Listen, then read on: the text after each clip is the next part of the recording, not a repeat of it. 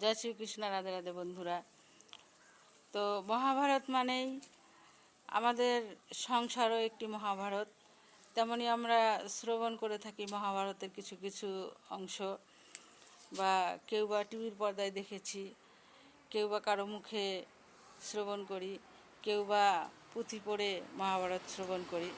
আমরা কিন্তু মহাভারত প্রতিদিনই দর্শন করতে পারি, কিন্তু আমরা বুঝতে পারি না যে এটি মহাভারত। প্রতিদিন আমাদের সংসারে মহাভারত হতে থাকে।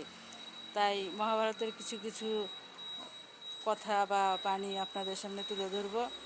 তো ভগবান শ্রীকৃষ্ণ মহাভারতের ছিলেন মেন নায়ক, দ্বিতীয় নায়ক ছিল অর্জুন, এবং খলনায়ক ছিল,